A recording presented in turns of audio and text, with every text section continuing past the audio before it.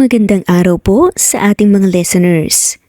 Andito na naman po tayo para maghatid ng kwentong kapupulutan ng aral, kilig at inspirasyon. Pero bago po ang lahat, i-comment lamang po ang inyong pangalan at kung saan po kayong lugar nakikinig para ma-shoutout po namin kayo sa mga susunod na videos. Ang ating kwento ngayon ay isinulat ng ating writer na si Miss Cheerless Angel, From Surrogate to Beloved. Dalaga, nagpabuntis sa mag-asawang hindi magkaanak-anak. Pero paano kung magkagusto nga siya sa lalaking amo? Tara, samahan niyo kami hanggang sa dulo ng kwento natin ngayon. Abala ang isang high-end restaurant kung saan nagtatrabaho ang dalagang si Dolly bilang waitress. Dahil sa sunod-sunod na pagdagsa ng mga customer, hindi na nga magkamayaw ang dalaga sa paghatid ng mga orders. Bakas man ang pagod sa maputla niyang mukha, pinipilit pa rin niyang ngumiti at maging masigla. "Enjoy your food, ma'am and sir." Magiliw na wika ng customer bago bumalik sa counter. Napahawak siya sa kanyang sentido nang bahagya nga siyang makaramdam ng pagkahilo. Bigla namang sumagi sa kanyang isipan ang imahe ng kanyang inang nakakonfine sa ospital dahil sa malubhang kidney disease. Kung kaya't madalas siyang kulang sa tulog dahil nga sa pagbabantay at pag-aalaga niya sa kanyang ina. "Dalhin mo to sa table number 8. Utos ng katrabaho ni Dolly sa kanya. Patukoy nga sa naka-ready na order. Kaagad na binuhat ni Dolly ang tray sa maingat na paraan. Subalit hindi pa man siya nakakarami ng hakbang, isang babae ang galing sa restroom ang nakabanggaan niya. Dahilan para tumilapon ang hawak nga niyang tray at magkalat sa sahig ang mga pagkain. "Oh my goodness! Look what you've done to my dress!" Maarte at galit na bulalas ng babaeng maganda at halatang mayaman. Base na nga rin sa aura, pananamit at mga alahas nito sa katawan. Namilog ang mga mata ni Dolly nang mapagtanto niyang natapunan ng drinks ang damit nito. Kaya dali-dali niyang dinampot ang tissue paper sa sahig at sinubukang punasan ang damit ng babae. Nanginginig ang kanyang mga kamay, dulot ng matinding pagpapanik. "Ma'am, naku, pasensya na po talaga kayo ha. Hindi ko po sinasadya." "Lumayo ka nga sa akin?" Sigaw ng babae kasabay ng pagtulak nito ng malakas sa dalaga. Dahil sa impact na tumba si Dolly sa sahig. At dulot ng matinding inis, kinuha ng babae ang isang drinks mula sa mesa ng ibang customers at lumapit sa dalaga. "Highly recommended pa naman tong restaurant na to. But I did not expect na tatanga-tanga pala at nakakaasiwang mga waitress dito. Alam mo ba kung magkano tong damit ko na dinumihan mo ha? Mas mahal pa to sa buhay mo. Pero hindi na kita sisingilin. Dahil halata namang wala kang pambayad. Don't worry, hindi ko kakalimutang mag-iwan ng review." Gigil na sabi ng babae. Saka nito ibinuhos sa dalagang hawak na drinks. Nagulat at napasinghap ang lahat. Hindi naman nagawang makagalaw ni Dolly nang maramdaman niya ang pagdampi ng malamig na likido sa kanyang balat. "Serves you right. Such a stupid." Huling mga katagang iwinika ng babae bago umalis. Nang makarecover sa nangyari, unti-unting tumayo si Dolly.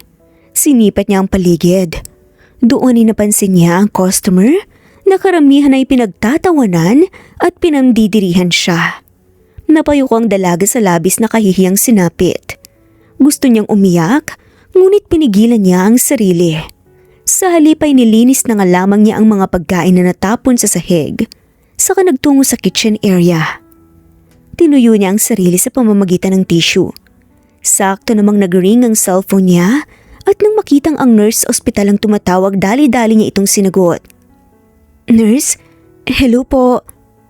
Nanlaking mga mata ng dalaga nang napuno yun ng pag-aalala matapos marinig ang sinabi ng nurse na may emergency ang nanay niya sa ospital. Dagli niyang hinubad ang suot na apron at mabilis na nilisan nga ang restaurant. Hinihingal na tinakbo ng dalaga ang ward na kinaroroonan ng kanyang ina. At doon, namataan niya ang lalaking doktor na kalalabas lang mula sa ward. "Dok, kamusta po ang nanay ko? Ano pong nangyari?" Mangiyak-ngiyak na tanong ni Dolly. "As of now, stable lang lagay niya. Tumaas lang ng bahagya ang presyon niya kanina. Pero nakontrol naman kaagad. But I suggest that she undergo a kidney transplant as soon as possible." Tugon ng doktor.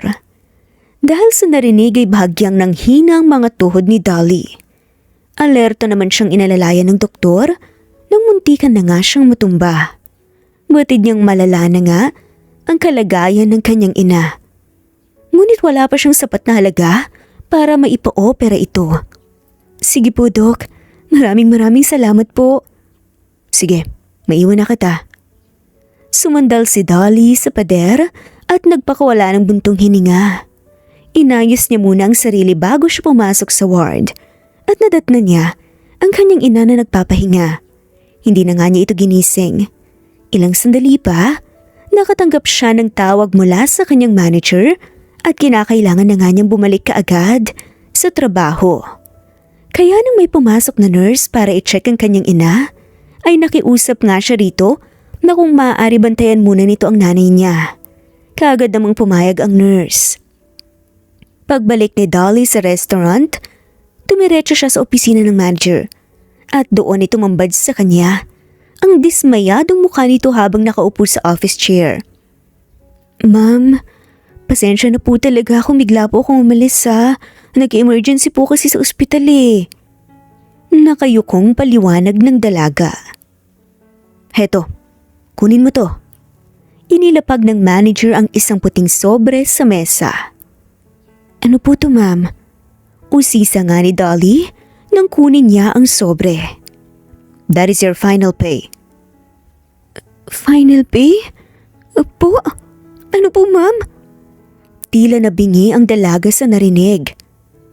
"I'm sorry, Dolly. Nung umpisa naintindihan naman namin ang sitwasyon mo. Pero kasi, napapadalas na ang pag-alis mo ng biglaan sa kalagitnaan ng shift mo. Dumarami na rin ang mga absences mo. Tapos kanina gumawa ka pa ng eksena. Alam mo bang malaking impact iyon? Dahil nag-iwan ng review yung customer. Buti sana kung isa lang pero maraming nagbigay ng bad reviews dahil sa insidenteng nangyari kanina. Pero maraming naapektuhan. Dagdag mo pa na minsan parang wala ka na sa sarili kapag nasa trabaho ka. I'm sorry, Dolly. Based sa performance mo at sa kondisyon mo ngayon, I have no choice but to fire you." Nagsimulang uminit ang mga mata ng dalaga. "Pero ma'am, baka pwede niyo pa po akong bigyan ng chance. Kailangan na kailangan ko lang po talaga ang trabahong to. Please naman po." "Ang totoo niyan, ilang chance nang binigay ko sa'yo. And I am really sorry but my decision is final." Tumayo ang manager at lumabas ng opisina. Napaluhod si Dolly sa sahig at nagsimulang malabo ang kanyang mga paningin dahil sa panunubig nga ng kanyang mga mata. Parang nagunaw ang mundo niya sapagkat sa isang iglap na walan siya ng trabaho, malubos pa naman niyang inaasahan. Mabigat ang loob na nilisan ni Dolly ang restaurant at nagtungo sa opisina. Patuloy siyang umiyak ng tahimik para hindi mag-isa at magising ang kanyang ina. Ilang sandali pa ay dumating ang dalagang pinsan niyang si Kate na bukod tangi nga niyang nasasandalan at isang yakap ang ibinungad nito sa kanya. "Alam mo, insan, hindi ko na alam ang sasabihin ko eh. Naawa ko sa'yo. Grabe kasi ang pinagdadaanan mo ngayon. Alam mo minsan iinis ako sa sarili ko dahil wala akong magawa para matulungan ka." Puno ng pagkahabag, nahayag ni Kate sa kanyang pinsan. Tipid na napangiti si Dolly matapos punasan ng luha sa kanyang mga pisngi gamit ang palad. "Ano ka ba, Kate? Yung pagpunta mo rito at pagdamay sa akin, malaking bagay na yun. Nagpapasalamat ka ako sa iyo eh, kasi nandyan ka.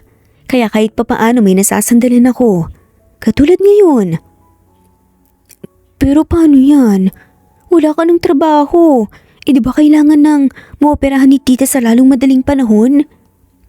Malungkot na napasulyap si Dolly sa kanyang inang malubhang kalagayan. Ang totoo niyan, hindi ko na rin talaga alam ang gagawin ko, Kate. Hindi ko alam kung bakit sa amin pa nangyayari ang lahat ng to.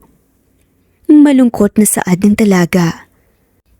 Sandali silang nabalot ng katahimikan na siyang binasag ng sunod-sunod na text message sa cellphone ni Dolly. Chinek niya ang mga yun at lalong bumalatay ang lungkot sa kanyang muka at pagsisisi na sana hindi na lamang niya yun tinignan. Anong problema, Insan? Sino yung nag-text? Usisa nga ni Kate. Yung reminder sa loan ko na tumataas na ang interes dahil delayed na ako sa payment. Alam mo, Kate, nawawala na talaga ako ng pag-asa eh. Bakit ngayon pa ako nawala ng trabaho kung kailan kailangan ko ng pera? Muling tumakas ang mga luha sa mga mata niya dahil sa sunod-sunod at tila walang katapusang problema.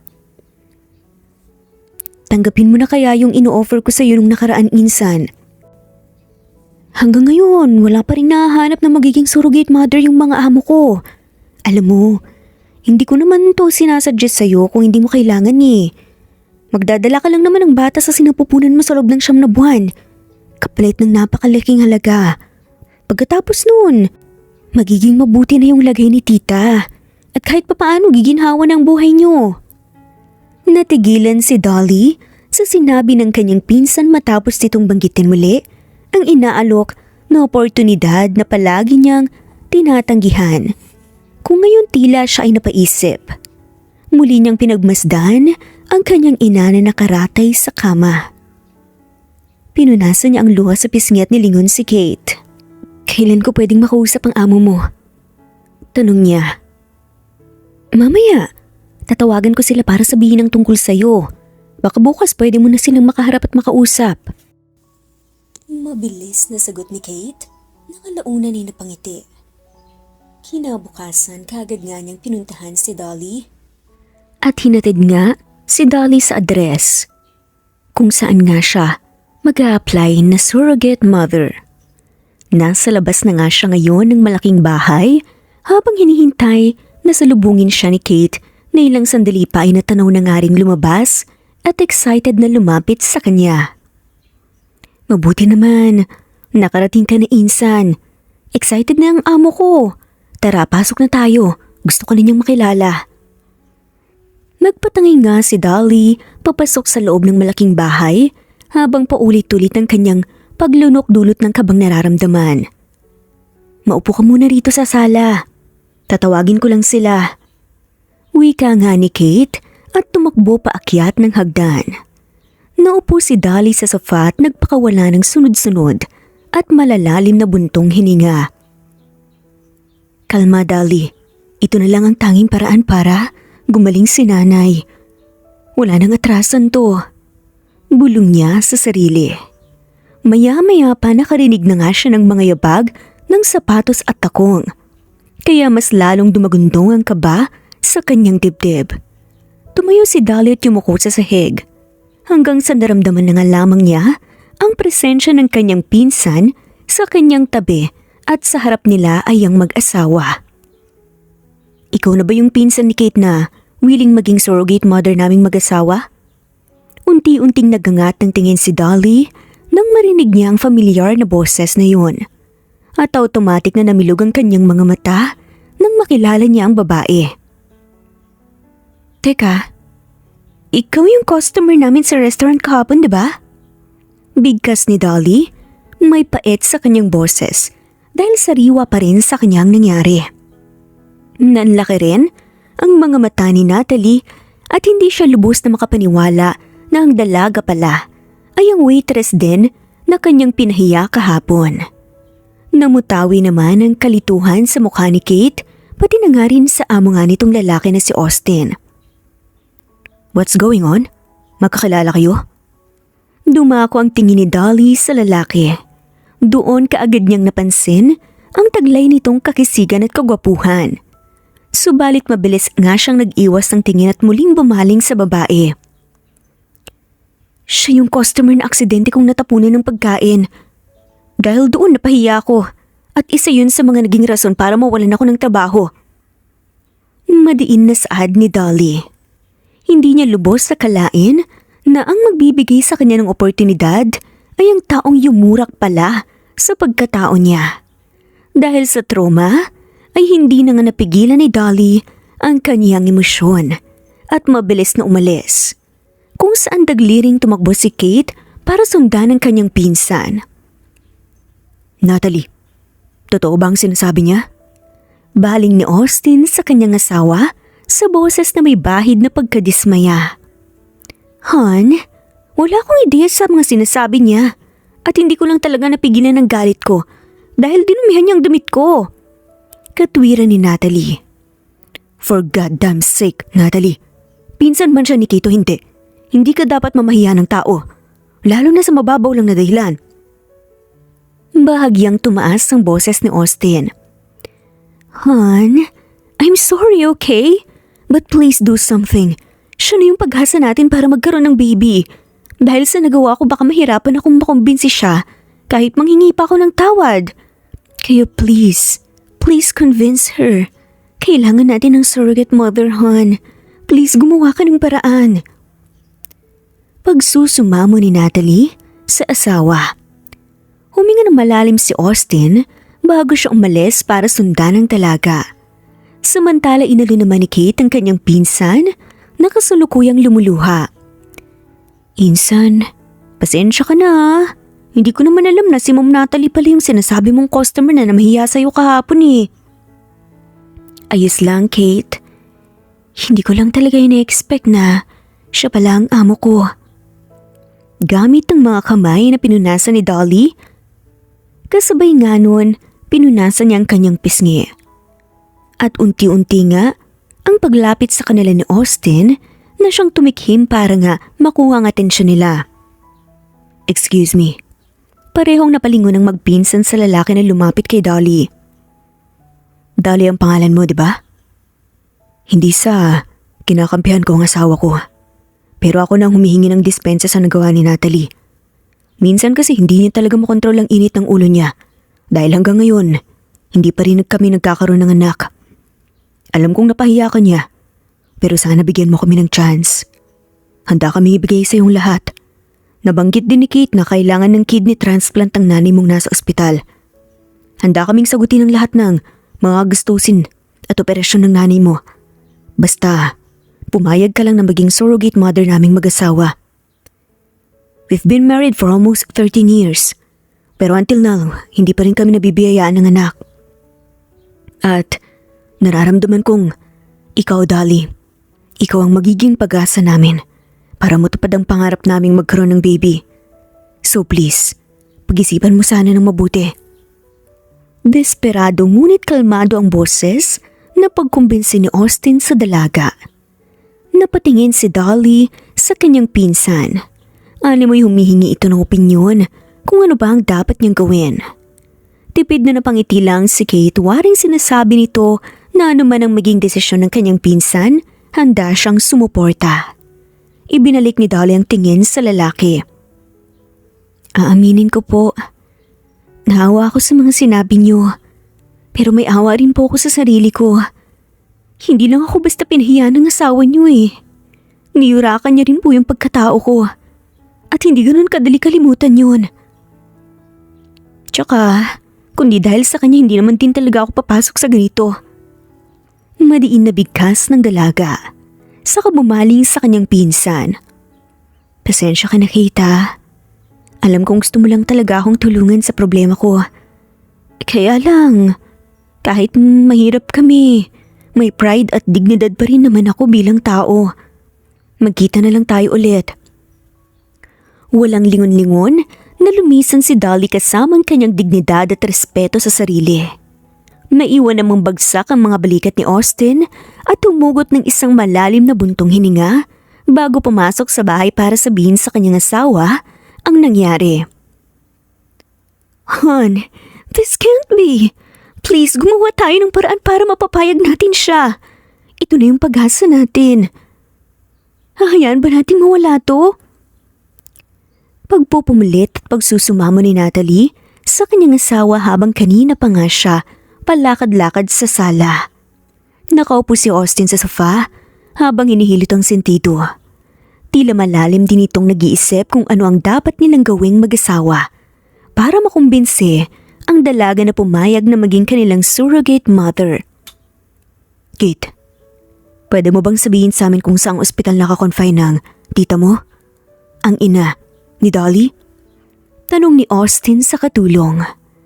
Napalunok na nga lamang si Kate na kalaunan ay may pag-aalinlangan na po tumango. Samantala matapos mapakain nga ni Dolly ang kanyang ina, nagpaalam siya sandali para lumabas nga at bumili ng gamot. Habang naglalakad sa hallway ng ospital, napahinto siya nang makitang dalawang pamilyar na figura sa kanyang harapan. Dagli siyang tumalikod at ikinuyom ang dalawang kamay. Anong ginagawa niyo rito? Sinabi ko nang hindi ko kayang tanggapin yung offer niyo. Seryosong usal ni Dolly. Humakbang palapit si Natalie at nagtungo sa harapan ng dalaga upang makiusap. We know, but we still want to talk to you. I also want to apologize. Alam kong hindi makatao yung nagawa ko sa'yo sa restaurant at nagsisisi talaga ako sa nagawa ko. Sarkastikong saad ng dalaga. Nagsisisi? Talaga ba? Kung sakaling hindi ako yung pinsan ni Kate, duda akong pagsisisihan mo yung nagawa mo. Nagsisisi ka lang dahil naman may kailangan ka sa akin eh. Nagsimulang humakbang si Dolly para talikuran ng mga to. Ngunit kaagad na hinawakan ni Natalie ang kanyang braso. Please Dolly, I'm begging you. What do you want?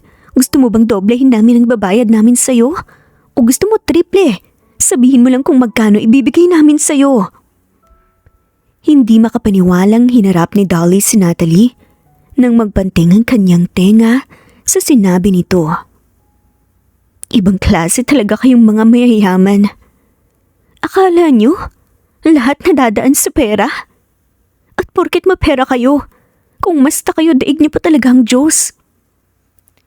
Matapos sabihin niya ni Dolly, ay pilit nga niyang tinanggal ang kanyang braso sa kanyang kamay at nagsimula na ulit siyang mag-walk out. Subalit mabilis na kumapit sa paa niya, si Natalie na siyang ikinabigla niya. Ano bang gusto mong gawin ko? Gusto mo bang lumuhod ako? Magmakaawa? Gagawin ko, Dolly. Niluhod ako sa harapan mo. Han, please. Huwag mong gawin yan. Pigil naman ni Austin sa asawa. No, huwag mo kong pigilan, Austin. I'm willing to do everything. Mapapayag lang si Dolly. Sagot ni Natalie sa lalaki. At seryoso na nga nito na ginawa ang kanyang sinabi. Unti-unti iting lumihod sa sahig at tumingala sa dalaga.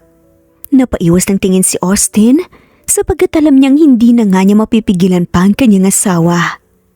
Bahagya namang nagulantang si Dolly dahil hindi niya akalain naluluhod ang babae sa kanyang harapan para lang makiusap sa kanya. Nakaluhod na ako sa harap mo. Pakiusap, Dolly. Please, pumayag ka na.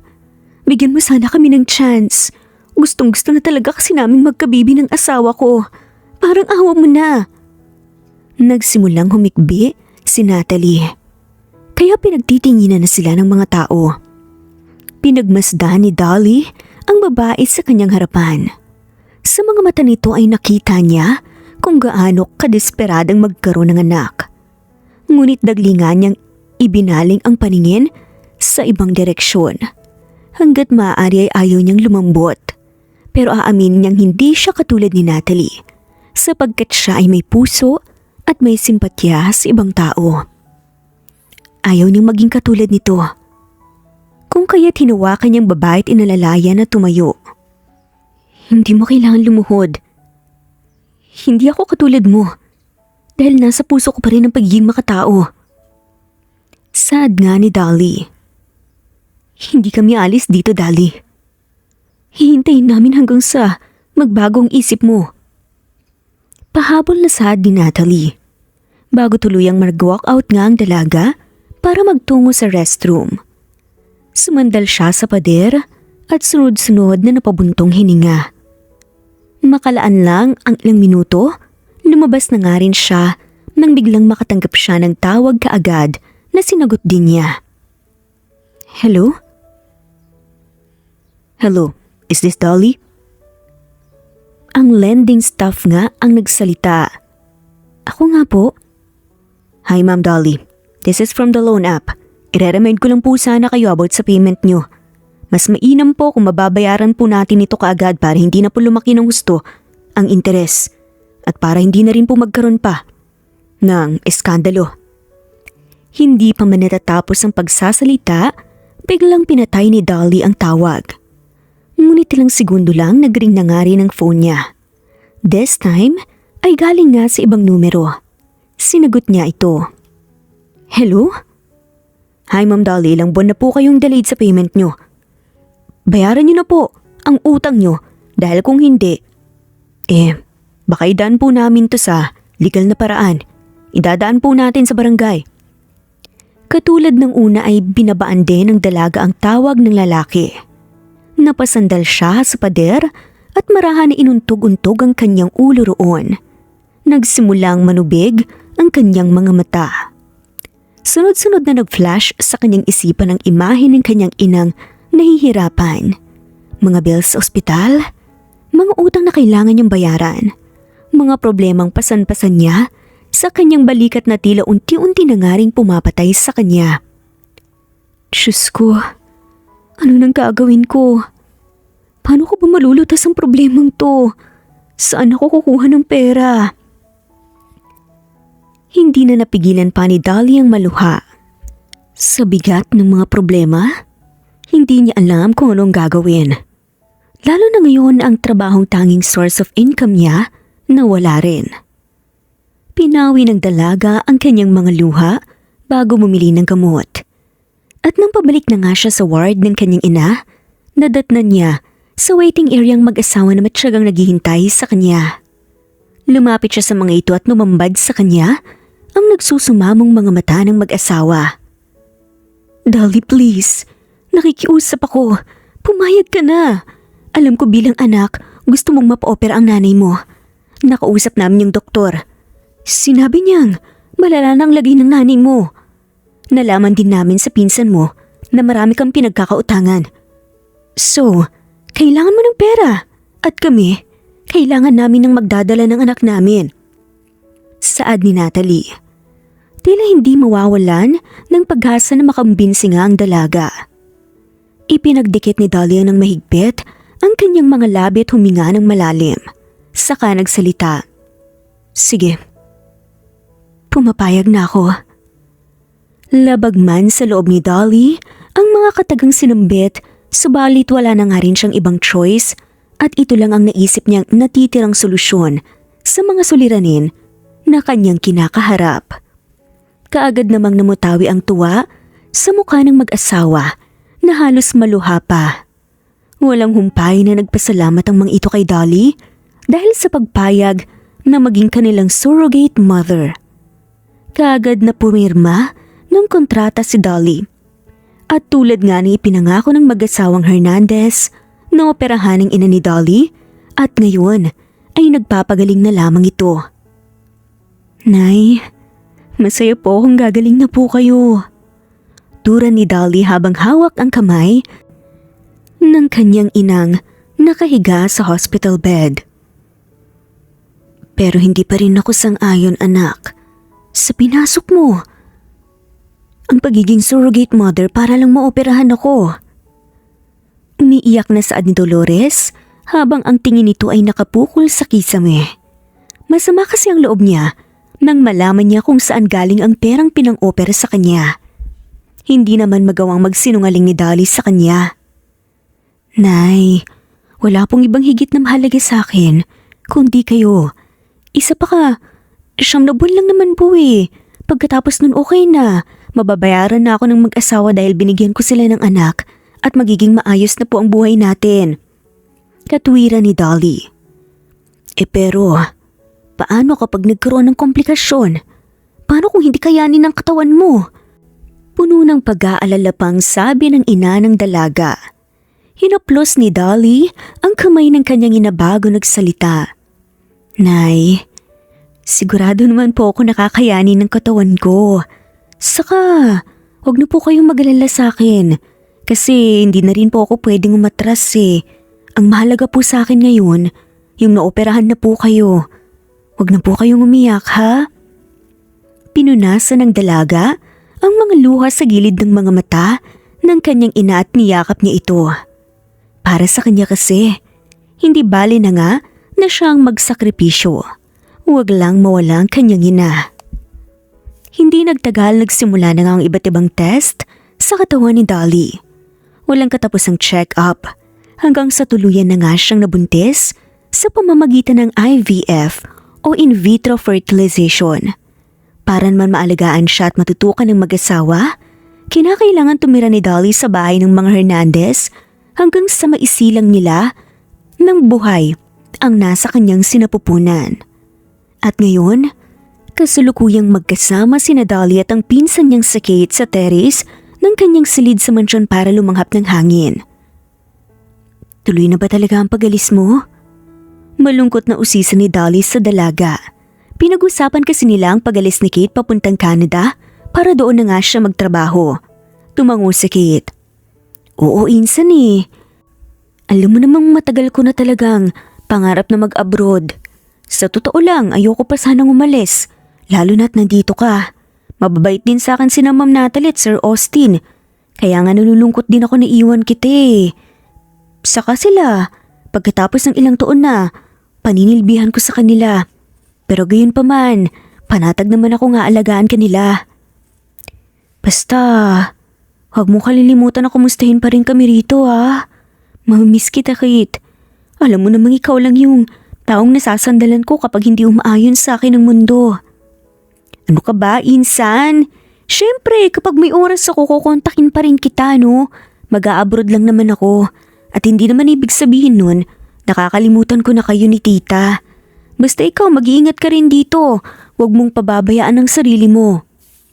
Napatango-tango na nga lamang si Dolly at ngumiti. Kalaunan ay natuloy na nga ang pag-alis ni Kate papuntang Canada.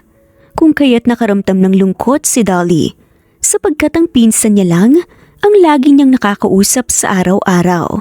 Busy kasi ang mag-asawa sa kanilang mga trabaho. Pero kapag day off at may free time, inaalalayan naman siya ng mga ito. Isang hapon kararating lang ni Austin at diretsyong naupo sa sofa. Subalit dagli rin siyang tumayo nang mapansin niya si Dolly na pababa ng hagdan. Dolly, alalayan na kitang bumaba. Presenta ni Austin at hinawakan ng bewang at braso nito. Napatingin si Dolly sa lalaki. Naamoy niyang matapang nitong pabango. Hindi niya mawari kung bakit pero nitong mga nakaraang araw kasi ay parang naa-addict nga siya sa amoy nito. Marahil ay dahil nga sa pagbubuntis niya. Salamat Sir Austin ha. Sambit ni Dolly. Huwag mo na akong tawagin sir, kahit Austin na lang. Napangiti si Dolly at hinarap niya ang lalaki pagbaba nila ng hagdan. Salamat po talaga Sir Austin. Salamat sa pag-aalaga sa akin at dahil sa inyo gumaling ang nanay ko. Mahinang natawa ang lalaki. Ikaw talaga ang kulit mo. Sinabi ko na nga huwag mo na akong tawagin sir. Austin na lang ang itawag mo sa akin, okay? Besides, ako dapat ang magpapasalamat sa'yo kasi pumayag ka maging surrogate mother naming mag-asawa at dapat lang naalagaan ka namin dahil dala-dala mo ang magiging anak namin. Maraming salamat, Dolly. Isang tipid na ngiti na nga lamang ang siyang lumitaw sa manipis na labi ni Dolly. Siya nga pala, may gusto ka bang kainin or something? Like may pinaglilihian ka ba? Just tell me. Kahit ano pa yan ibibigay ko. Tanong pa nga ni Austin. Bahagya namang napaisip si Dolly. Ang totoo niyan, parang gusto ko ngang kumain ng gummy bears eh. Yun bang iba-ibang klase? Hindi ko nga rin maintindihan kung bakit yun yung gusto ko eh. Hindi naman talaga ako mahilig sa ganun. Gummy bears? Kunot ang noong reaksyon ng lalaki. Parang batang tumango-tango naman si Dolly. Okay, sige. Aalis na ako para bumili. Bibilhin ko lahat ng gummy bears na makita ko. Akmang aalis na nga sana si Austin nang bigla naman siyang pigilan ng babae. Sandali, Austin! Sandaling napatingin si Austin sa kamay ni Dolly na nakahawak sa braso niya, kung saan dagliring bumitaw si Dolly ng kanya nga itong mapagtanto. Bakit, Dolly? May iba ka pa bang gusto? Gusto ko kasi sanang sumama. Okay lang ba? Para ano, just in case na biglang magbago yung cravings ko, diba? Kasi usually ganun kapag buntis. Bigla-bigla daw nagbabago yung pinaglilihian nila. Para lang makasigurado. Para din hindi ka mapagod. Yun ay kung okay lang sa'yo. Matamis na ngumiti si Austin sa kamarahan na tumango. Of course, Dolly. Pwede kang sumama. Isa pa, mas okay na rin yun para makalabas ka rin kahit papaano. Baka kasi naboboard ka na dito sa bahay. Tumalon sa tuwa ang puso ng babae nang payagan siyang sumama ng lalaki. Magkasama silang umalis ng bahay. At sa gitna ng biyahe ay hindi nga mapigilan ni Dolly ang magnakaw ng mga sulyap kay Austin. Ilang sandali pa ay nakarating na nga rin sila sa grocery store at kaagad na nagtungo sa section kung saan matatagpuan ang gummy bears. Heto na.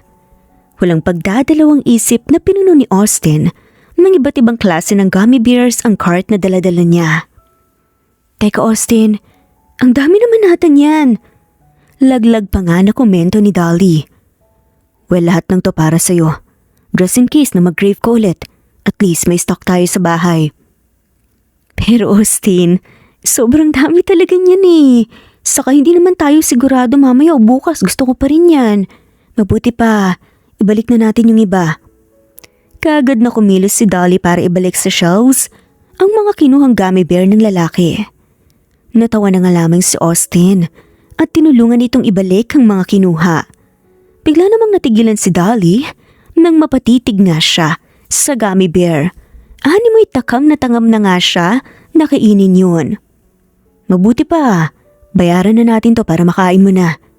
May ngiti nga sa labing tura ni Austin nang mapansin niya ang pananakam ng kasama. Nagtungo sila sa cashier kaagad na binayaran ng pinamili. At pagbalik sa kotse hindi na nga napigilan pa ni Dolly na simulang lantakan ang cravings niya. Habang si Austin, natutuwa ang mga matang pinagmamasdan ang babae. Alam mo, ine-expect kong baka mahirapan akong ibigay ang cravings mo. But I didn't expect na maglilihi ka sa gummy bears. And I find you so cute, to be honest. Napatigil si Dolly at napalingon sa lalaki dahil sa mga sinabi nito sa kanya. Bahagyang nag-init ang mga pisngi niya. Sapagad hindi nga niya inaasahan na pupurihin siya ng gano'n ni Austin. Nag-aalinlangan pa nga siya dahil baka mag-inarte nga ito, maartehan ng lalaki. Ganito kasi yan.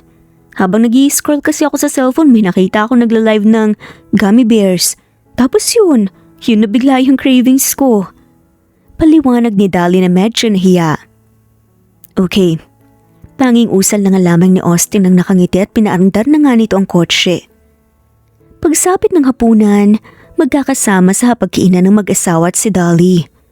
Ang nagsisilbi nilang tagapagsilbi ay isang katulong na pumalit nga kay Kate. Uminom ng tubig si Natalie bago nagsalita. So, kamusta naman ang paglabas niyo? Ayos lang naman. You won't believe this, Natalie. Alam mo bang gummy bears ang cravings ngayon ni Dolly? Really? Namamanghang reaksyon ni Natalie. Yes. Naisip ko nga kung ikaw sigurong maglilihi baka mahirapan ako. Alam mo naman noon pa man pangarap ko nang maranasan yung pakaramdam na kailangan kong ibigay yung pinaglilihian ng asawa ko. Natatawang wika pa nga ni Austin. Dahilan para maglaho ang ngiti sa mukha ni Natalie at bahagyaring natigilan si Dolly. Napatikim si Austin nang mapansin niya ang pagbabago ng atmosphere sa paligid dahil sa kanyang mga itinuran. I'm sorry. No, it's okay. It's just unfortunate na hindi talaga ako nagbubuntis. But at least magkakaroon tayo ng anak, di ba? Thanks, Dolly. That's right. Tanging naisambit na nga lamang ng lalaki. Anyway, Dolly, basta kapag may cravings ka, sabihin mo lang sa amin, okay? Huwag kang mahihiya. Especially para naman yan sa baby naming mag-asawa eh. Gusto kong maibigay lahat ng gusto ng anak namin. Gusto kong lumabas siyang healthy. Kaya sana, kahit ano pa mang maramdaman mo sa katawan mo, sabihin mo sa amin, okay? Bali nga ni Natalie kay Dolly. Dagli namang tumangutango si Dolly. Noted po, Ma'am Natalie. Sasabihin ko po sa inyo lahat. Natapos ang dinner, naramdam pa rin ni Dolly ang pagiging awkward ng mag-asawa sa isa't isa. Gayunpaman, hindi na nga yun inisip pa. Nagtungo na nga lamang siya sa gilid ng silid, lalo na't sanay na nga rin naman siya sa mga ganung eksena. At bilang isa lamang siyang surrogate mother, ay kailanman, hindi na niya sinubukan pa namang himasok at mangialam. Ngunit minsan, hindi niya lang maiwasang makaramdam ng awa para kay Natalie. Dahil batid niyang gustong gusto rin itong maranasan at maramdaman ang pagbubuntis. Sa paglipas ng panahon, unti-unti ngang lumalaki ang umbok ng tiyan ni Dolly. At isang araw habang nanonood ng TV sa sala, ay natigilan ng dalaga nang siya ay tumayo mula sa sofa nang may kung ano nga siyang naramdaman sa kanyang tiyan. Ha? Teka, ano tong nararamdaman ko? Bakit, Dolly? What's wrong? Nag-aalalang konsulta ni Austin na nooy kararating lang at hinuhubad ng suot na black coat. Dolly? Anong problema? Anong nararamdaman mo? Usisa man ni Natalie, nakababalik lang galing sa kusina matapos kumuha ng merienda nila ni Dolly. Dolly? Anong problema? Pag-uulit nga ni Natalie. Para kasing naramdaman kong sumipa yung baby. Tugon ni Dolly habang hinahaplos ang kanyang tiyan. Talaga? Reaksyon naman ng mag-asawa. Akmang lalapitan nga ni Natalie si Dolly, subalit naunahan nga siya ng kanyang asawa na siyang napayuko para haplusin at idinikit pa ang tenga sa tiyan ng dalaga. Anyway, Dolly, basta kapag may cravings ka, sabihin mo lang sa amin, okay? Huwag kang mahihiya. Especially para naman yan sa baby naming mag-asawa. Gusto ko maibigay lahat ng gusto ng anak namin at gusto kong lumabas siyang healthy. Kaya sana, kahit ano pa mang maramdaman mo sa katawan mo, sabihin mo sa amin. Okay? Bali nga ni Natalie kay Dolly. Dagli namang tumangutango si Dolly. Noted po, ma'am. Sasabihin ko po sa inyo lahat. Isang araw kasalukuyang nagbibihis ang mag-asawa sa kanilang kwarto nang biglang napatingin si Natalie sa lalaki at nagsalita. Hon, paano kaya kung sumama na lang din ako sa bahay ni Dolly? Matapos mabutones ang suot na polo shirt, nilapitan ni Austin ang asawa. Pero diba, may reunion kayo ng batchmates mo before? Importante yon dahil matagal nyo ng plano yun, diba?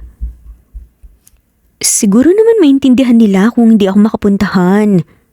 Saad naman ni Natalie. Han, pumunta ka na. Ako nang bahala kay Dolly at sa baby natin. Pero, anong sasabihin ko sa kanila kapag nakita nilang hindi kita kasama? Lalo na, alam nilang lahat na pupunta ka rin kasi matagal ka na nilang gustong makilala. Just tell them the truth. Isa pa, kung sasama ako sa reunion, sinong sasama kay Dolly para dalawin ang nanay niya? Hindi naman natin siya pwedeng hayaan na mag-isa kasi. Paano na lang kung may mangyari sa baby natin? Hindi ba pwedeng i-postpone na lang muna ang pagdalaw niya sa nanay niya? O kaya naman ang nanay niya na lang dumalaw dito sa atin? Mungkahi pa nga ni Natalie. Hinawakan naman ni Austin ang magkabilang balikat ng asawa at marahan hinaplos ito. Han, medyo matagal na rin silang hindi nagkikita. At nangako si Dolly na ngayon niya dadalawin ang nanay niya. Isa pa, masyadong malayo kung hahayaan pa nating bumiyahe ang nanay niya papunta rito. Medyo matanda na ang nanay niya, kaya hindi na dapat siya napapagod ng husto. Kailangan nating maging mabait sa kanila dahil dala-dala ni Dolly ang magiging baby natin. And you have nothing to worry about. All you have to do, mag-enjoy sa reunion kasamang mga batchmates mo, okay? Napipilitang tumango na nga lamang si Natalie at hinagkan ng lalaki ang kanyang noo. Pagkatapos nilang magbihis, lumabas na nga sila ng kwarto at pinuntahan si Dolly na kanina pa nga naghihintay sa kanila sa sala. Pagko ay lumisan na nga rin silang tatlo. Sa gitna ng biyahe, hindi napigilan ni Dolly ang sarili na magsalita para kausapin ng lalaki. Bakit nga pala hindi mo sinamahan si Ma'am Natalie sa reunion? Sandaling sinulya pa ni Austin ng babae bago muling itinuon ang atensyon sa kalsada. Kung sumama ako sa kanya, walang sasama sa'yo. Sir, kaya ko naman pong sarili ko eh. Kung inaalala mo ang baby, mag-iingat naman ako at hindi ko pababayaan ang sanggol sa tiyan ko. Saad nga ni Dolly. I know, Dolly. Pero kahit na, alam ko kung anong pwedeng mangyari. Kaya mas mainam na yung sigurado. Isa pa, hindi naman kita pwedeng pabayaan ng basta-basta. Malaki na ang tiyan mo. Kaya mas mabuting lagi kang may kasama kahit saan ka man magpunta. Ipinaling ni Dolly ang kanyang muka sa bintana at pasimpleng umiti. Sa kaloob-looban niya ay masaya siya. Bagamat batid niyang marahil ay para lamang sa baby ang ginagawa at pag-aalala ng lalaki. Hindi niya mapigilang bigyan ng lahat ng yun ng importansya at kahulugan. Pagdating sa kanilang bahay, isang mahigpit na yakap ang sinalubong nga nilang mag-ina sa isa't isa. Miss na kita, anak. Ang laki na ng tiyan mo. Mabuti naman at natuloy ka rin. Pero sana, ako na lang ang bumiyahe at nagpunta sa inyo para hindi ka na napagod pa at si baby. Ani nga ng ina ni Dolly. Mas okay na rin pong kami ang dumalaw sa inyo rito. Dahil bukod sa pwede po kayong mapagod sa biyahe, baka na-miss na rin po ni Dolly itong bahay nyo. Nakangiting sabat naman ni Austin habang kasalukuyang hinahakot papasok sa loob ng bahay ang mga grocery na kanilang binili. Salamat naman, Austin. Pero sa susunod, kahit ako na lang ang dumalaw sa inyo.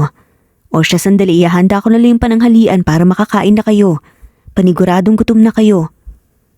Sama-sama at masaya nga silang nanghalian. Kung saan may kwentuhan at pinag-usapan din sila tungkol sa bata na nasa sinapupunan ni Dolly na ilang buwan na nga lang isisilang na niya. At lahat nga sila ay hindi makapaghintay. Paniguradong gwapo at maganda ang batang yan dahil maganda nga at gwapo rin ang mga magulang niya. Siguro, sobrang excited na rin talaga kayong mag-asawa na may ipanganak ni Dolly ang baby niyo, no? Komento ni Dolores sa lalaki. Nakatotoo po yan. Hiling nga po namin na sana bumilis po ang oras para manganak na si Dolly at makasama na namin ang baby. Ilang taon din po kaming nangarap ng asawa ko na magkaroon ng anak. At ngayon, matutupad na po yun dahil po sa anak niyo. May ngiting ani ni Austin. Tipid na namang ngiti naman si Dolly at bahagyang sinulyapan ng bilog na tiyan niya. Oo, at excited na nga rin siyang manganak. Ngunit may parte sa kanya na nalulungkot.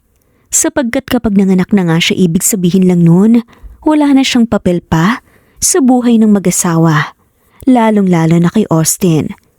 Matapos nilang kumain ay nag-volunteer nga si Austin na siya nang maghuhugas ng kanilang mga pinagkainan. Kaya naman ngayon tinutulungan nga ni Dolly ang kanyang ina sa pag-ayos ng mga groceries sa mga lalagyan at refrigerator. At hindi niya makontrol ang sarili niyang pagmasdan ang lalaki. Dolly, anak, sana lagi mong itatak sa isip mo na ang batang nasa sinupupunan mo, anak ng mag-asawa. At kung ano man ang pag-aalalang ginagawa sa iyo ni Austin, huwag mo sanang bigyan ng anumang kahulugan dahil ginagawa niya lang yun para sa bata. Alam ko naman po yun, Nay. Ayoko lang na masaktan ka, anak. Mahinang natawa si Dolly. Nay naman, ano naman po ang ibig niyong sabihin? Bakit naman po ganyan ang sinasabi niyo at bakit naman po ako masasaktan? Anak, hindi ako pinanganak kahapon. Alam ko ang ibig sabihin ng tingin na yan sa kanya. Nararamdaman kong may pagtingin ka na kay Austin. Saglit na natigilan si Dolly at napayuko. Anak, may asawa si Austin. Siguro, nadadala ka lang sa kabutihan at pag-aalaga niya sa'yo. Pero sana pigilan mo kung ano man ang nararamdaman mo para sa kanya. Hanggang sa maipanganak mo na ang anak nilang mag-asawa. Dagdag pa nga na saad ng ginang na may halong pag-aalala para sa kanyang anak. Huwag po kayong mag-alala, Nay. Alam ko naman po yung dapat kong gawin. Nakayukong tugon ni Dolly na medyo mahina ang boses. Bahagyang kumirot ang puso niya dahil batid niyang tama ang mga sinabi ng kanyang ina. Pagkaraan ng ilang oras, "Kamusta ka? Masaya ka naman ba na nadalaw mo ang nanay mo?" Pagkumusta nga ni Austin kay Dolly paglabas nila ng bahay. Tumango si Dolly nang may ngiti sa mukha. "Salamat pala, Austin, kasi sinamahan mo kong dalawin si nanay." "No problem. Alam ko rin kasing miss na miss mo na siya, pati na nga rin tong bahay nyo. Isa pa masaya ako kapag masaya ka." Bahagyang natigilan si Dolly sa kanyang narinig. "Ano? Masaya ka kapag masaya ako?" Tanong niya, animoy nais kumpirmahin kung tama bang narinig niya. Biglang napahawak si Austin sa kanyang batok. "Yes. I mean, of course. Kapag masaya ka, masaya rin ang baby sa tiyan mo. And syempre, bilang ama, gusto ko lagi ring masayangan ako." Pagdadahilan nga nito, sabay iwas ng tingin. Ang munting pag-asang namutawi sa mukha nga ni Dolly ay otomatiko na naglaho ng mapagtanto niyang ang baby lamang naman talaga sa tiyan niya ang siyang iniisip ni Austin. At lahat ng gawin ng lalaki ay hindi para sa kanya, kundi para sa sanggol na nasa sinapupunan niya. Isang katotohanang kailangan niyang tanggapin kahit na may kirot nga sa kanyang puso. "Let's go? Para makapagpahinga ka na rin." Pag-aaya nga ng lalaki. Tumango na nga lamang si Dolly at sinundan sa kotse ang lalaki. Pinagbuksan siya nito ng pinto ngunit hindi kaagad siya pumasok sa loob. Sa halip ay nag-angat siya ng tingin kay Austin. "What's wrong, Dolly?" Takang tanong ng lalaki na may halong pag-aalala. "Pwede ba kitang amuyin?" Direktang sabi ni Dolly at napalunok. "Amuyin?" Pagkukumpirma naman ni Austin dahil nagulat nga siya. May bahid ng hindi makapaniwalang reaksyon sa kanyang mga mata sa biglang ni-request ng babae. Tumangutango si Dolly. "Ang totoo niya kasi gustong gusto kong amoy mo. Hindi ko alam kung bakit pero naisip ko na baka dahil sa pagbubuntis ko kaya ganun. Pero kung hindi pwede, okay lang naman. Sa tingin ko kasi pinaglilihian kita." "Oo naman." Pagbutol ni Austin bilang pagpayag. "Kahit ano pa yan, basta para sa anak ko." Dugtong nasabi pa nga niya, sa kaunti-unting niyakap ang babae at ikinulong nga sa kanyang matipunong dibdib. Nagsimulang tumibok ng mabilis ang puso ni Dolly dahil doon. At kanya ring naamoy ang bango ng lalaki na kinaaadikan niya hanggang ngayon. Ilang beses na napakurap si Dolly nang maramdaman niya rin ang mabilis na kabog ng dibdib ng lalaki dahil nakadikit dito ang ulo niya. Hindi niya alam kung bakit pero batid niyang noong mga oras na yun ay parehong nakikipag-unahan ng kanilang mga puso sa bilis ng pintig. "How is it?" "Okay naman, salamat." Nanatili sila sa ganoong posisyon ng ilan pang minuto at hindi nga napigilan ni Dolly ang mapangiti.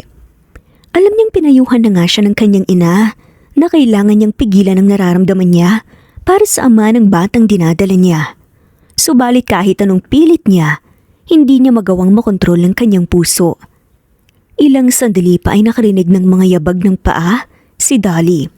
Dahilan para mabilis nga siyang lumayo sa lalakit nakita nga niya ang kanyang ina na lumabas ng bahay, bitbit ang dalawang paper bag. "Oh, anong nangyari sa inyo? Bakit kayo namumula at para kayong nakakita ng multo? Ayos lang ba kayo?" Puno ng pagtatakang tanong nga ng ina ni Dolly sa kanilang dalawa. "Ayos lang po kami."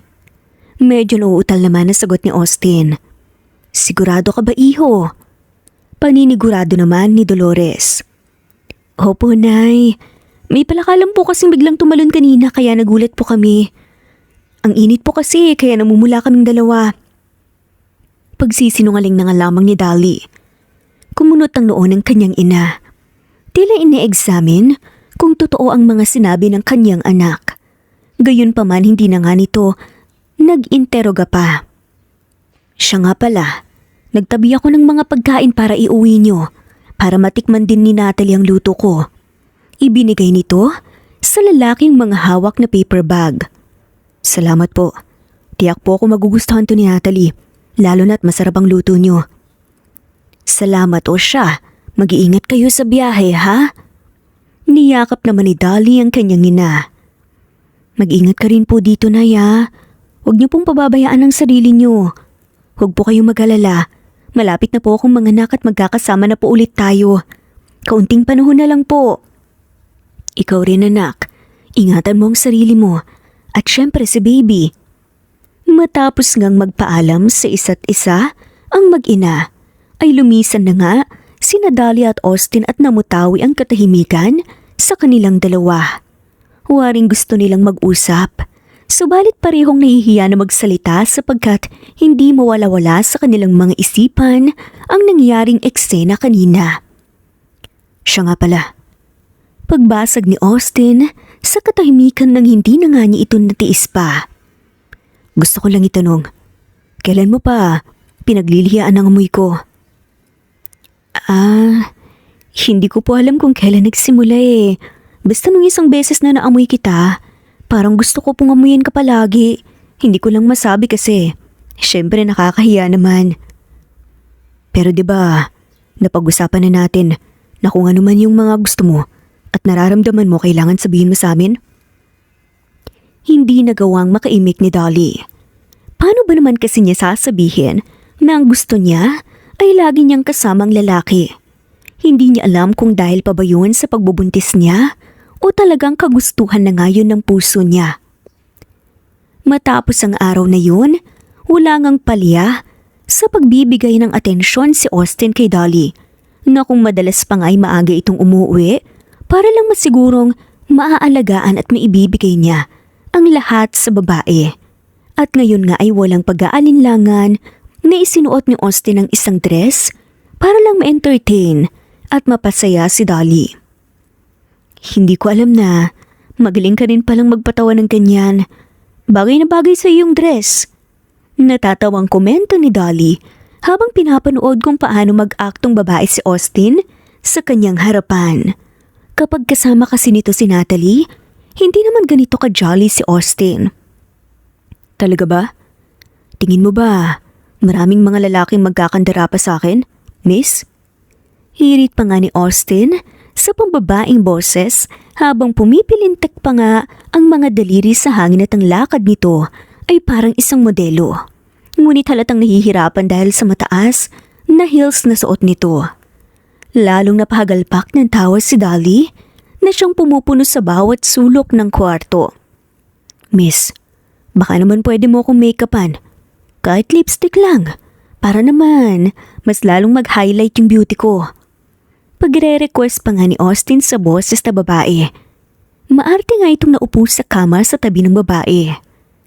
Kinuha ni Dolly ang lipstick at sinimulang lagyan ang mga labi ng lalaki sa hindi maayos na paraan. At lampas-lampas pa nga dahil hindi niya mapigilang matawa. Miss, napakaganda mo. Pwede ka bang ligawan? Saadaman ni Dolly na siyang hindi inaasahan ni Austin. Dahilan para pareho silang humagalpak sa tawa. Sorry pero may asawa na ako eh. Magkakaroon na nga rin ako ng anak. Better luck next time. Tugon pa nga ni Austin. Malakas na humagigik si Dolly. Ngunit bigla rin siyang natigilan nang mapansin nga niyang nakatitig lang sa kanya ang lalaki at bakas ang pagkamangha sa mga mata nito. Mas bagay talaga kapag tumatawa ka. Wika nga ni Austin. Ang boses nito ay bumalik sa normal. Bahagyang napayoko at napangiti na nga lamang si Dolly dahil hindi niya alam kung ano ang sasabihin pero sa kaloob-looban niya ay parang kiniliti ang puso niya. Nang mga sandaling yun, lingid sa kalaaman nila na nasa labas na nga si Natalie matapos silang puntahan dahil sa narinig nitong mga pagtawa. Sumama ang mukha ni Natalie at natatnan nga niyang dalawa. Kinuha nga nito ang atensyon ng dalawa at nagsalita na nga siya. What is happening here? Tanong ni Natalie dahilan para parehong mapalingon sa kanya. Ang dalawa na medyo may gulat pa nga sa reaksyon. Tumayo si Austin at nilapitan ang asawa. Bumakas naman ang pagkadisgusto sa reaksyon ni Natalie nang makita niya ang itsura ng lalaki. Bakit kanya ang itsura mo? Bakit suot mo ang dress tsaka heels ko? Han, I was just entertaining Dolly. Kasi 'di ba, sabi ng doktor mas makakabuti para sa baby kung masaya ang nagdadala sa kanya. Well, kailangan ba talagang umabot sa puntong ganito? Tignan mo nga ang itsura mo, Han. Ever since our marriage, hindi pa kita nakitang umakto ng ganyan. Dahil para sa'yo masculine ka. And then suddenly, nakaya mong magsuot ng pambabaeng damit at ayos? I do understand na ginagawa mo to para sa baby natin, but isn't this too much, Han? You're making yourself look like a fool. Dismayadong hayag pa nga ni Natalie, saka nag-walk out. Nilingon ni Austin si Dolly at nagkibit balikat na nga lamang. Samantala pagpasok ni Natalie sa kwarto, ay padabog niyang isinara ang pinto. Napasabunot siya sa sariling buhok habang palakad-lakad sa silid. Pilit niyang ikinalmang sarili ngunit hindi na nga niya nakontrol pa ang bugso ng damdamin dahil hindi mawaksi-waksi sa kanyang utak ang mga nasaksihan. Naupo siya sa sulok at sunod-sunod na nagtaas baba ang kanyang balikat dahil sa paghagulgol. Sinikap niyang huwag lumikha ng ingay kung kaya't labis ang sakit na nararamdaman niya sa kanyang dibdib sa pagpipigil na sumigaw at tumangis. Bilang asawa, masakit para sa kanyang makitang tila nagkakaroon ng sariling mundo niya, si Dolly at Austin. At hindi na nga rin niya maintindihan kung makatuwiran pa ba ang bawat rason na ibinibigay sa kanya ng lalaki para lang mabigyan ng kasiyahan ng talaga. Makalipas ang ilang araw, magkasama muling nagtungo sa grocery store. Sina Dolly at Austin para mamili. Tulak-tulak ni Austin ang pushcart nang bigla itong mapahinto. Sandali lang Dolly, may nakalimutan akong kunin. Paalam nga ito at tumakbo paalis. Nagtingin-tingin naman si Dolly sa paligid at naglandas ang mga mata niya sa teddy bear na nasa itaas na bahagi ng stuffed toy section. Napangiti siya at pinuntahan yun. Sinubukan niyang abutin, ngunit masyadong mataas. At ikinagulat nga niya nang biglang may isang lalaki ang siyang nag-abot niyon para sa kanya. Ito, nakangiting usal ng lalaki, sabay abot ng stuffed toy sa kanya. Salamat. Tugon lang ni Dolly nang kunin niya ang teddy bear. Samantala pabalik na nga si Austin, dala-dala sa kanyang mga bisig ang ilang packs ng mga gummy bears nang matanaw niyang may lalaking kausap si Dolly. Naningkit ang mga mata niya at mabilis na lumapit. Anong kailangan mo? Tila nangahamon ng tono na tanong ni Austin sa lalaki. Ikaw bang asawa niya? Tanong naman pabalik ng lalaki. Yes. Mabilis na sagot ni Austin na siyang ikinabigla ni Dolly. Namutawi naman ang pagtataka sa mukha ng lalaki nang mapatingin nga ito sa kamay ni Dolly. It's weird kasi wala naman siyang suot na singsing. Nagtiimbagang si Austin at walang pag-aalinlangan na inakbayan palapit sa kanya si Dolly. It doesn't matter. She just left it at our home. At nakikita mo naman siguro na buntis siya, di ba? Apparently, dinadala niya ang anak ko. So back off. Okay, chill. Turan ng lalaki na pagkuway umalis din. Ilang beses nang napakurap si Dolly. Hindi siya makapaniwala sa nangyari. Bakit mo sinabing asawa mo ko? Tanong nga niya sa lalaki. Para layuan ka na niya. Sad pa nga nito. Halata kasing may pagnanasa sa'yo eh. Hindi mo siguro napansin pero kanina ka pa niya pinagmamasdan. Pero pwede mo namang sabihin na surrogate mother niyo akong mag-asawa. Bakit Dolly? Gusto mo bang lalaking yun? Seryoso at direktang tanong ni Austin. Bahagyang natigilan si Dolly nang mabakas niya ang inis sa mga mata nito. Hindi. Yun naman pala eh. Mabuti kung ganun. Naguluhan si Dolly sa narinig. Hindi niya batid kung bakit ganun ang sinabi ng lalaki at kung ano ang nais nitong ipahiwatig. Subalit hindi na nga siya nag-usisa pa dahil baka lalo lamang itong mainis.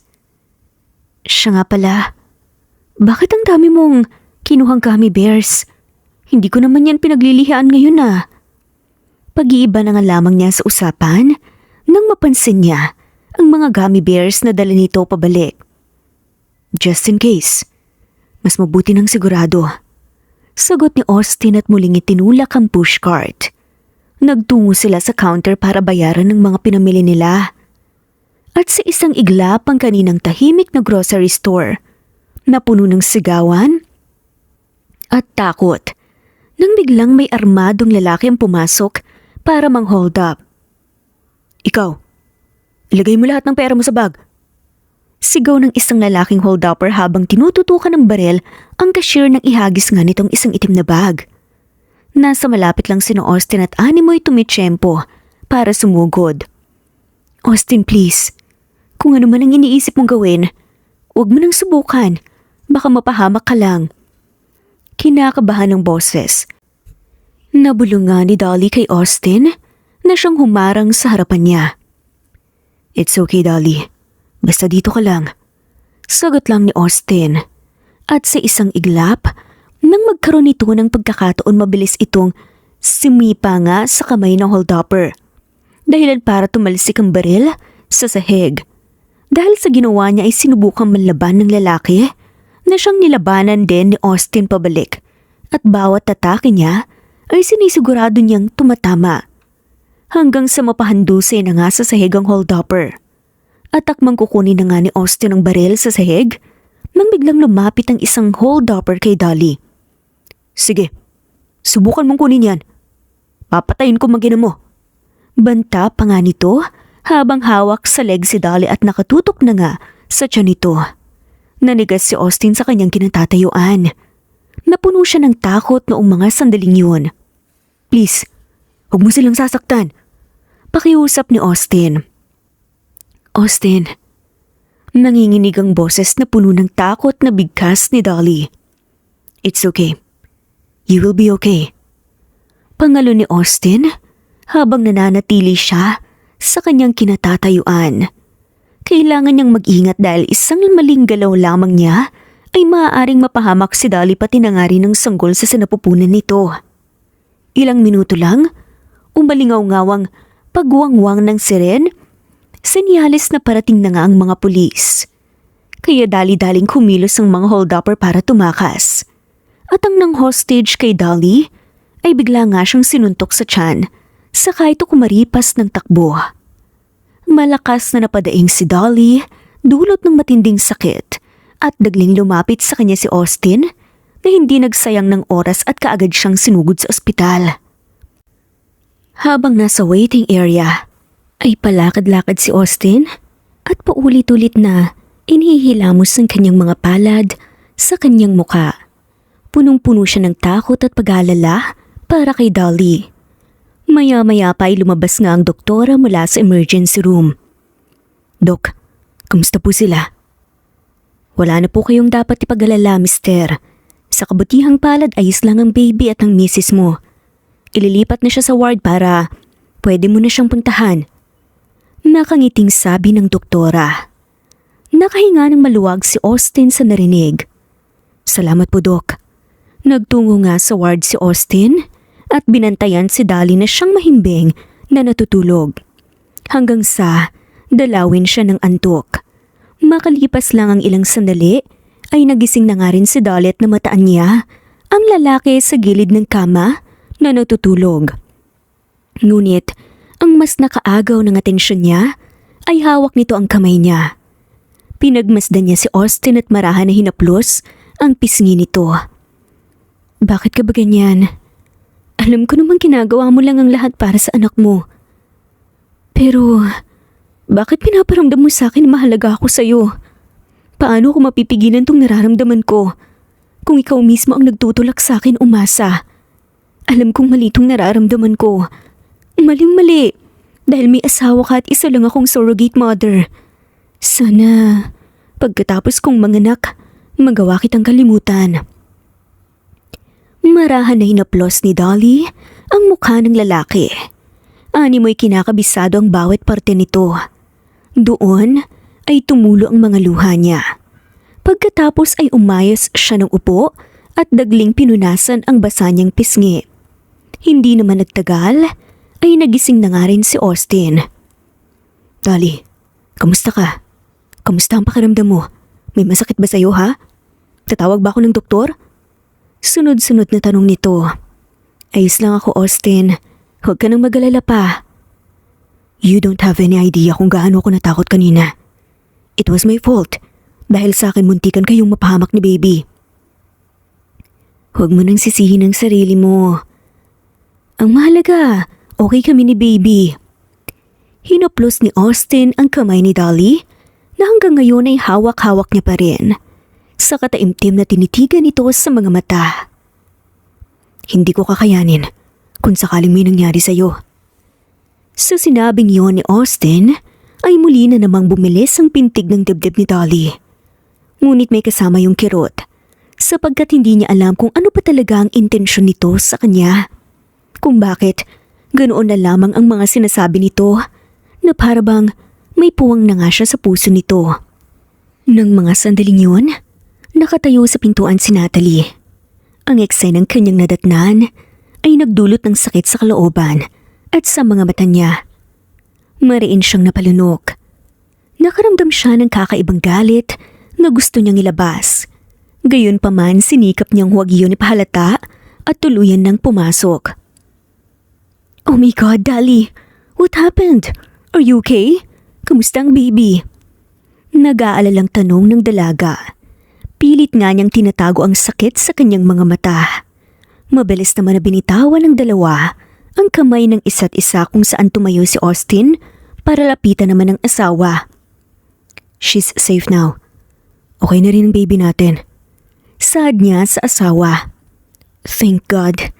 Kasi kung sakaling may nangyari sa baby, hindi ko alam kung anong magagawa ko.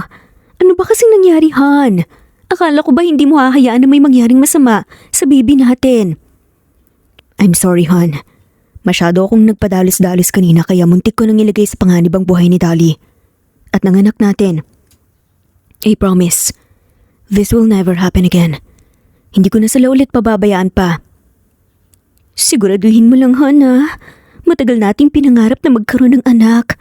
Kaya wag mo sanang hayaang mawala ulit sa atin. And please, keep all your promises as my husband and as the father of my child. Tumangutango si Austin at niyakap ang asawa. Nagiwas naman ang tingin si Dolly at bahagyang napayuko. Ramdam pa rin niya ang bigat sa kanyang dibdib. Isang gabi mag-isang naglalasing si Natalie. Walang tigil sa pagpatak ang kanyang mga luha. Habang sunod-sunod niyang inaalala ang mga senaryong hindi nga niya makalimutan.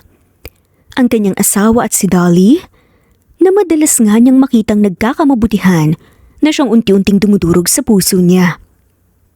Hanggang sa, bigla na nga lamang siyang umakyat at nagtungo sa tapat ng pinto ng silid ni Dolly. Kumatok ito ng ilang beses sa malakas na paraan, kaya nagising ang nooy natutulog na si Dolly. Bumangon ito at binuksan ang pinto. At ang nanlilisik na mga mata ni Natalie ang siyang bumungad sa kanya. Ma'am Natalie, ano pong kailangan niyo? May pag-aalinlangan na tanong nga ni Dolly. Tinungga ni Natalie ang natitirang alak sa basong hawak niya at hinagis ang baso sa sahig. Ang pagkabasag nito ay naglikha ng malakas na ingay. Kaya nagulantang si Austin at lumabas ng kwarto para i-check ang ingay na narinig.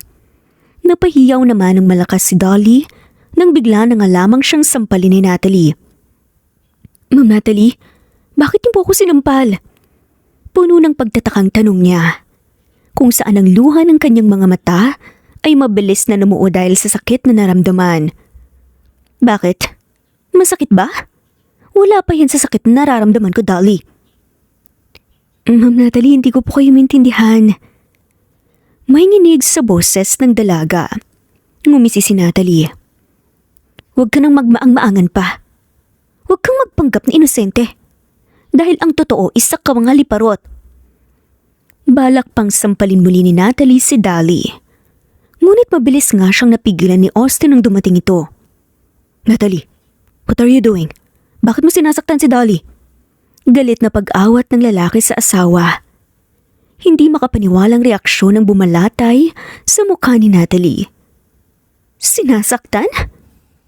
So ako pa ngayon ang nananakit at siya pa ngayon nasasaktan. Ay ako ba, Austin?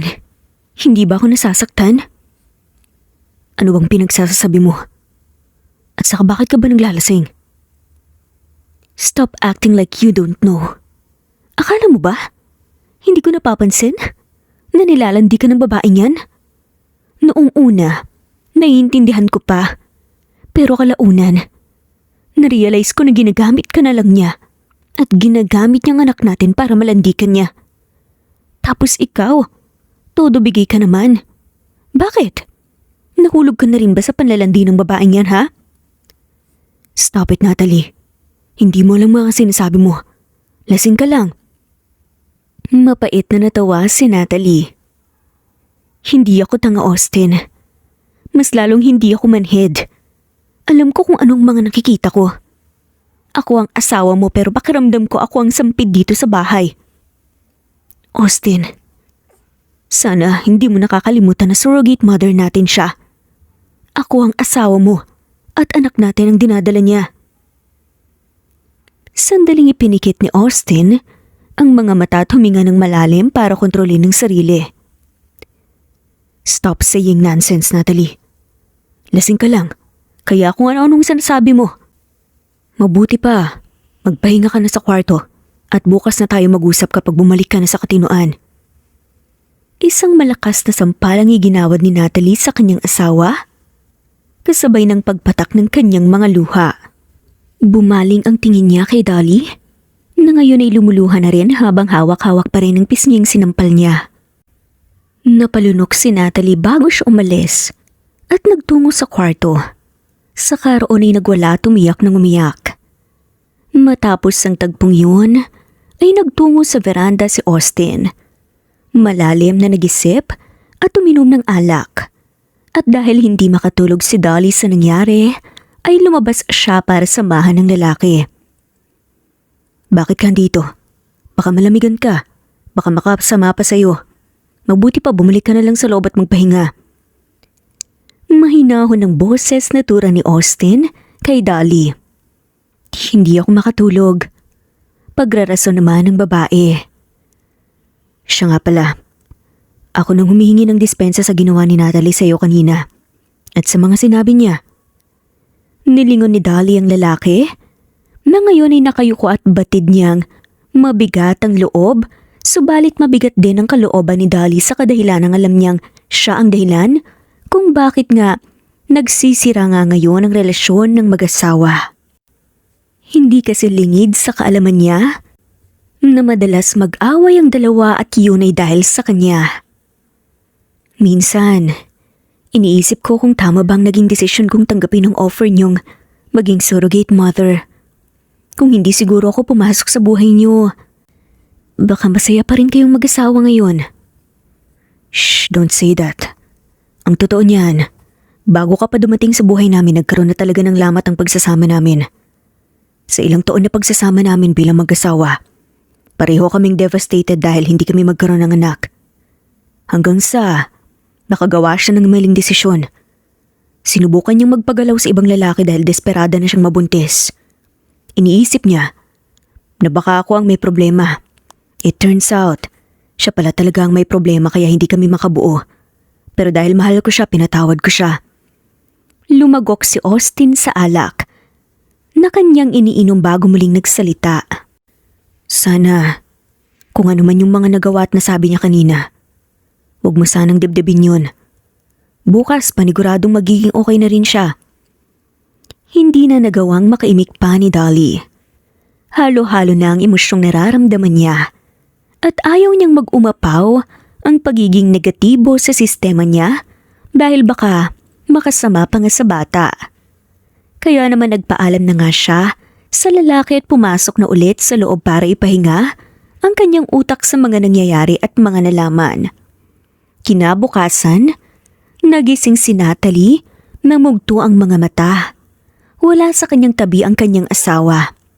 Hinuha niya baka umalis na nga ito papuntang trabaho. Inayos niya ang sarili at sandaling nagnilay-nilay bago lumabas ng kwarto. Tinungo niya ang dalaga sa silid nito. Takot naman ang rumihistro sa mukha ni Dolly nang makaharap niya si Natalie. Ngunit hindi niya inaasahan ang bigla nitong ginawa. Lumuhod si Natalie sa kanyang harapan at nagmistulang ilog ang mga mata sa sunod-sunod na pagluha. Dolly, bilang babae, alam kong alam mo kung anong nararamdaman ko. Kaya ngayon, nakikiusap ulit ako sa iyo. Pero this time, gusto kong magalit. Gusto kong makiusap na layuan mo ang asawa ko. Gusto kitang saktan. Kaso alam kong malaki rin ang utang na loob ko sa iyo dahil dala-dala mo ang anak ko at ikaw ang tutupad sa pangarap naming mag-asawa na magkaroon ng isang pamilya. Kaya please, I'm begging you, layuan mo si Austin. Sana huwag mong kalimutan ang katotohanan ako ang asawa at surrogate mother ka lang namin. Nagmamakaawa ako sa iyo, Dolly. Ikaw na lang ang lumayo at timiwas. Total, malapit mo na rin namang isilang ang anak namin. Nagsusumamo ako sa iyo. Naluluhang pakiusap ni Natalie sa dalaga. Hindi na nga rin napigilan ni Dolly ang pag-iyak. Labis siyang nakokonsensya. Batid niyang nasaktan niya si Natalie. Ngunit nagawa pa nga nitong magpakumbaba at magmakaawa. Dala ng labis na habag at pagka-guilty ay napatango-tango na nga lamang ang dalaga. Huwag po kayong mag-alala, Ma'am Natalie. Simula ngayon, lalayuan ko na po ang asawa niyo. Hindi na po ako gagawa ng bagay na ikakasakit niyo. Tumayo si Natalie at napayakap sa dalaga. Maraming salamat, Dolly. Salamat sa pag-intindi. Tulad nga ng ipinangako ni Dolly, iniwasan niya si Austin. Sinikap niyang lumayo kahit na minsan si Austin na mismo ang lumalapit sa kanya. Nakita ni Natalie kung paano tumupad ang dalaga sa sinabi nitong iiwas nga sa kanyang asawa. Subalit hindi yun nakabawas sa bigat na nararamdaman niya. Bagkus lalo pa nga siyang nasaktan nang makita niyang pilit na lumalapit si Austin sa dalaga kahit anong gawing pag-iwas ni Dolly. Dahil doon, tila may kung anong bumulong kay Natalie para gumawa ng isang mabigat na desisyon. Isang araw, kalalabas lang ni Dolly at Natalie sa ospital matapos magpa-check up. May gusto ko bang sabihin? Sabihin mo lang. May gusto kong bilhin at kainin bago tayo umuwi? Tanong ni Natalie pagpasok nila sa kotse. Umiling-iling si Dolly na siyang nasa passenger seat at ngumiti. Wala naman. Gusto ko lang magpahinga. Excited na akong lumabas si baby. Paniguradong lalabas siyang healthy. Napangiti rin si Natalie at pinaandar na ang kotse. For sure, healthy ang baby namin ni Austin. Pero sayang lang kasi hindi mararanasan ni Austin ang magiging isang ama. Naglaho ang ngiti ni Dolly at namutawi ang kalituhan sa kanyang muka dahil sa sinabi ng babae. Kaya nilingon niya ito. Anong ibig mong sabihin, Ma'am Natalie? Bakit naman hindi mararanasan ni Austin ang maging isang ama? Ang unfair naman kung lalabas ang baby tapos hindi masaya ang nanay niya, diba? Kaya naisip kong dapat hindi sumaya ang mga taong nananakit sa mommy niya.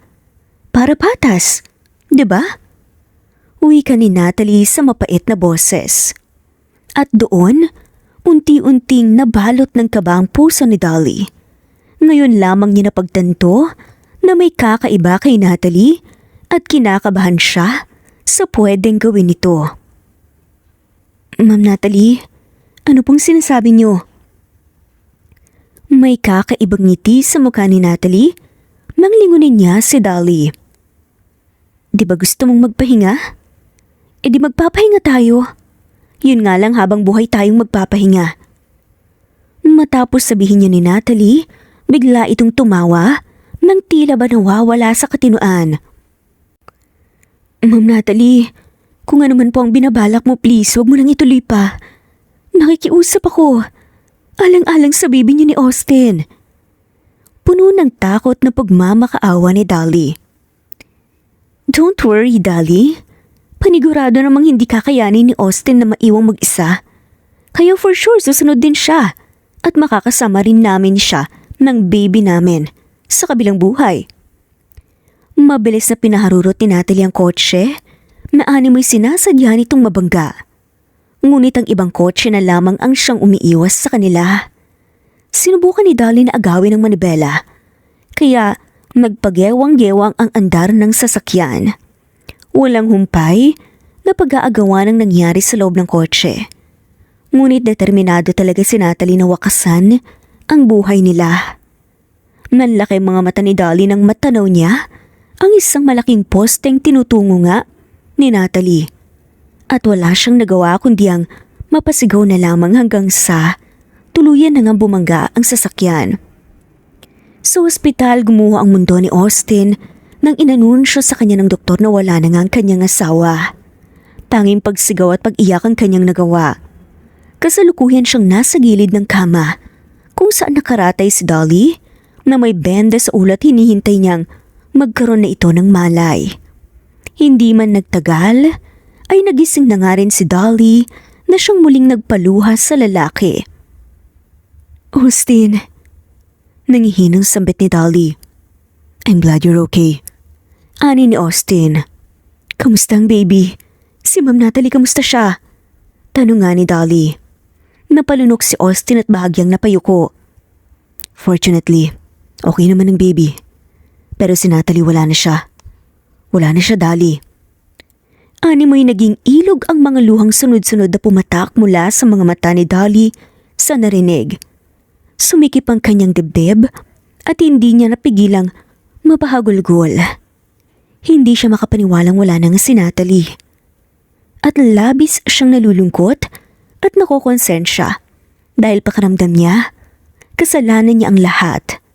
Sa kabila ng lahat, nanatili nga si Austin sa tabi niya na para damayan siya at kailangan nilang tanggapin ang masakit nga at malungkot ang realidad ng buhay. Lumipas ang higit 3 taon. Kasalukuyang kalaro ni Dolly sa sofa si Felicity na ngayon ay 3 taong gulang na. Felicity ang napili nilang ipangalan sa bata nang ipinanganak nga niya ito bilang tanda ng pagiging survivor at nagbibigay sa kanila ng kaligayahan. Mommy, do you love me po? Tanong ng bata nang umayos nga ito sa pagupo. Tila napagod na nga sa pakikipagkilitian nga sa kanyang ina. Napangiti si Dolly. Kahit 3 taon pa lang kasi, ay magaling nang magsalita ang bata. Of course, baby, I love you so much. Does mama love me too po ba? Tanong naman ng bata na ang mama na tinutukoy ay si Natalie. Unti-unti namang ipinaliwanag din na Dolly sa bata ang tungkol sa sitwasyon habang unti-unti itong nakakaisip dahil ayaw nilang maglihim. Sandaling natigilan si Dolly bago tuluyang sumagot. Oo naman, baby. Your mama loves you so much. Muling naalala ni Dolly ang aksidente. Marahil ay ginusto ngang wakasan ni Tali ang buhay nila. Pero hindi may tatanggi na mahal pa rin ni Natalie ang kanyang anak at ayaw naman ni Dolly na sirain ang image nito sa bata. Love? Napangiti si Dolly nang marinig niya ang boses ng lalaking siyang kararating lang sa trabaho. Halika, baby. Nandito na ang daddy mo. Dagli nga niyang binuhat si Felicity para salubungin ang ama nito. Love! Sigaw ni Dolly nang lapitan nga siya ni Austin. Malapad ang ngiti namang niyakap ni Austin si Dolly at ang kanyang anak. Hi daddy, we miss you po! Bulalas ng bata sa kanyang ama. I miss you too, my baby. Nanggigigil na kinarga naman ni Austin ang bata. Kamusta ang araw mo sa trabaho, love? As usual, excited ako umuwi para makasama ko kayong mag-ina ko. Malambing na tugon ni Austin. Sabay pinunlaan nga ng halikang noo at mga labi ng kasintahan. Matapos ang trahedyang nangyari 3 years ago, ipinagpatuloy nila ang mga buhay nila. Nagsimula sila ng panibago. Maayos na isinilang ni Dolly si Felicity. At patungkol naman sa kanila ni Austin, Mabilis ang naging pangyayari. Basta nag-go with the flow lamang siya. At isang araw na pagdesisyonan na nga lamang nilang maging isang pamilya. Masaya naman sila ngayon. Ngunit hanggang ngayon ay nakokonsensya pa rin siya kay Natalie. Lalo na't nakatira nga siya sa bahay na minsan nang naging tahanan ng dating asawa ng kanyang nobyo. Gayunpaman, sinisikap niyang kalimutan ang nakaraan at mag-focus na lamang sa kasalukuyan. Sinisikap niyang maging isang mabuting partner para kay Austin at mabuting ina naman para kay Felicity. Love, tulog na ba sa Felicity? Naramdaman ni Dolly ang pagpulupot ng mga braso ng nobyo sa kanyang bewang mula sa likuran habang pinagmamasdan niya ang bata sa higaan nito. Oo, mukhang napagod siya ng husto sa paglalaro namin kanina. Kaya ayan, mabilis siyang nakatulog. Humarap si Dolly sa lalakit na payakap siya sa batok nito. Alam mo love, minsan naiisip ko, paano na lang kaya kung pati kayo ni Felicity hindi nag-survive sa aksidente? Ano na lang kaya ang buhay ko ngayon? Paniguradong miserable na at baka gugustuhin ko na lang din na mawala sa mundo. Minsan, naisip ko nga rin yan eh. Para sa akin, isang himala na nakaligtas kami ni Felicity. Kaya nga, sobra akong nagpapasalamat sa kanya. Siya ang nagligtas sa akin. Hindi ko man siya anak para sa akin, magkadugtong ang buhay naming dalawa. Ipinagdikit ni Austin ang kanilang mga noo at ilong hanggang sa dahan-dahan na nagtagpo ang kanilang mga labi. I love you, sambit ni Dolly. I love you more. Tugon ni Austin at muling hinalikan ng nobya. Ang halik nilang dalawa ay nagsimula sa marahan, puno ng emosyon, hanggang sa naging mapusok yun na parabang sabik na sabik sila sa isa't isa. Mula sa pagkakatayo, ay nagtungo sila sa kama at doon pinag-isa sila ng init ng kanilang pagmamahalan. Sa paglipas ng panahon, hindi nagtagal ay nagbungang pagmamahalan ni Austin at Dolly at nabiyayaan sila ng isang healthy baby boy. Naisipan na nga rin nilang lumipat ng bahay upang bumuo ng mga bagong alaala sa bagong tahanan. Masalimuot man ang naging umpisa at nakaraan, napagtagumpayan naman ni Dolly at Austin ang mga pagsubok na kanilang kinaharap. At ngayon ay walang humpay na kaligayahan ng kanilang matatamasa. Sapagkat ang nakaraan ay nagsilbing aral upang maiwasan ang mga pagkakamaling nagawa nila noon. At maiwasan na rin ang masasakit nga na nangyari at ang makasakit pa ng kapwa. Magkamali man tayo sa mundong ibabaw, ang mahalaga ay may pananagutan tayo at harapin ang lahat ng walang pag-aatubili o pag-aalinlangan. At higit sa lahat, mahalagang pairalin ang pag-unawa at pagmamahalan. At dito na nga po nagtatapos. Muli, ito ang Cat Amazing Stories PH. Maraming salamat po sa lahat at shoutout po sa mga sumusunod. Flora Fez Ibanez Parungaw of Batangas City, Limba Norhaina from Qatar, Susan from France, Jen Marikina, Presbyteros Rose, Merlilin, Loretta Antonia of Valenzuela City, Annie Bocao, Yara of Qatar, Lizelle of Atimonan, Quezon, Cecilia, Cecil Tan of Paris, France, Rosemary Vasquez, Edna Cortez of Abra, Chad of Cebu City, Rebecca Tezuka of Kawasaki, Japan, Cora Fernandez, Teodora Gamit, Liliano Bebe of Italy, Soliva Bernadith of Kuwait, Josviminda Raquel of Laguna, Nancy Tirado of Bahrain, Josephine of Malaybalay City, Bukidnon, Salome Arabes of Melbourne, Australia, Nori of Nueva Ecija, Roslyn Blanca of Masbate, Alice Panoy, Pasita Eliazar of Canada, Abet Palero of Davao, Flor Remorosa, Lorena Cabigas, Ana, at shoutout na rin po sa lahat ng mawalang sawang sumusubaybay. Maraming salamat po.